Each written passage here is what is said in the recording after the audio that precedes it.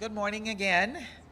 Thank you for being here, and let me start by thanking my colleague from Ireland for joining us in presenting today's landmark resolution, which received 53 co-sponsors. Today, the UN Security Council passed the humanitarian carve-out that will save countless lives. This is a win for people in need everywhere, humanitarian aid workers trying to reach them as well. Sanctions are an important tool in our arsenal. They help us constrain bad actors without resorting to violence, to stop terrorists and human rights abusers. At the same time, we hear from the humanitarian community that some UN sanctions are having second-order impacts. They unintentionally make aid more difficult to deliver. For our part, the United States has been working diligently to rectify any and all second-order sanctions impact. We have enacted our own carve-outs for U.S. domestic sanctions programs and proactively reached out to banks and others to explain how humanitarian activities are carved out from individual sanctions regimes when applicable. The humanitarian community has told us that this has been incredibly helpful. But they also said that UN sanctions still needed to be addressed.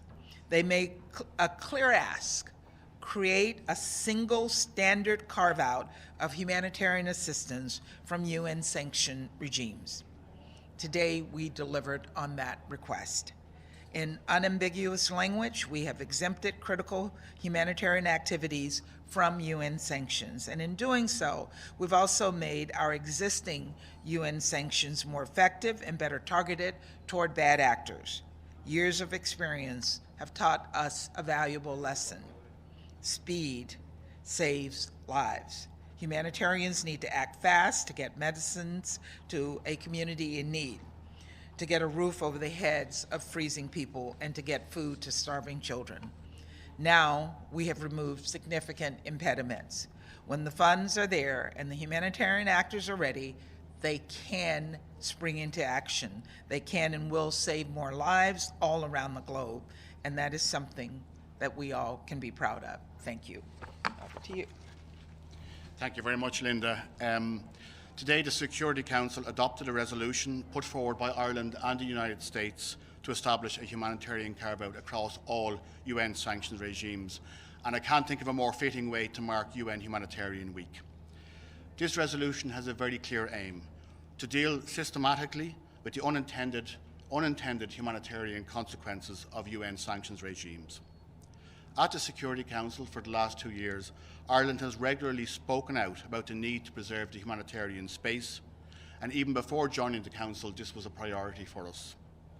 Over the last 2 years, we have also listened to the concerns of key actors.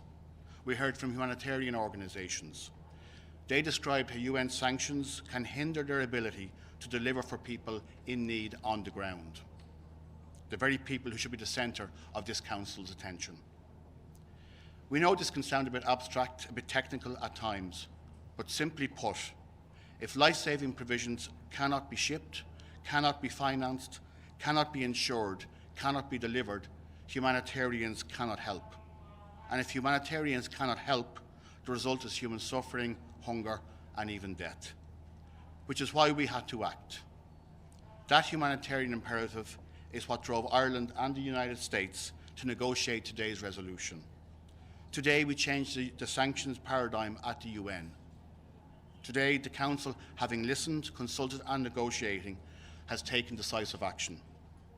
And by doing so, the Council recognises that sanctions remain a very important tool. As we seek to preserve the peace, target spoilers, and counter terrorism, we often turn to sanctions measures. They are necessary. But going forward, this Council can now do so with renewed confidence that these restrictive measures will not prevent humanitarian organisations from doing their vital work. Thanks to today's resolution, humanitarians operating in some of the most complex and challenging environments in the world need no longer fear the harmful effect of sanctions on their work. They will no longer fear that banks or other businesses will be prevented from working with them. Humanitarian assistance saves lives, very simply. it should always be facilitated. And ultimately, this resolution means that people in need of assistance will be able to get it. And for me, for my delegation, and for Linda and her team, this is a good day's work. And just on a personal note, as you all know, the Irish-US relationship is very, very deep. You only have to look around this town to see how deep it is. And our teams work so well together. And this is a very, very good day in the Irish-US story. So thank you very much, Linda. Thank you. And we do have to applaud our teams for the absolutely. extraordinary work that they did. Thank you. Japanese news, right? Do you have any specific humanitarian situation right now that you hope this resolution will help improve? I would say all of the humanitarian situations that we're engaged in, Afghanistan, looking at the situation in Syria, looking at the situation in Burma, every single place where we're working and providing support to humanitarian workers will benefit.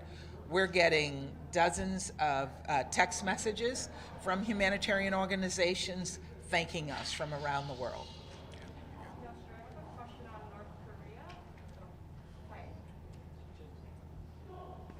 What do you think this means for the Russia-China resolution on sanctions, easing of sanctions? Does this does the passing of this resolution have an impact on those negotiations? We've always provided mechanisms for getting humanitarian assistance into DPRK. The impediment to humanitarian assistance there is the DPRK government itself, not the sanctions regime. I just add there that I think what we're really impressed with is the fact that here we have a resolution that's been negotiated, consulted, and has had the support of the US, UK, France, China, Russia. You know, it's really, really important moment, and we've addressed all the concerns across the board that will apply to all sanctions regimes. All sanctions regimes. It's very, very significant. Thank you. Good. Thank you very much. Oh, that's it.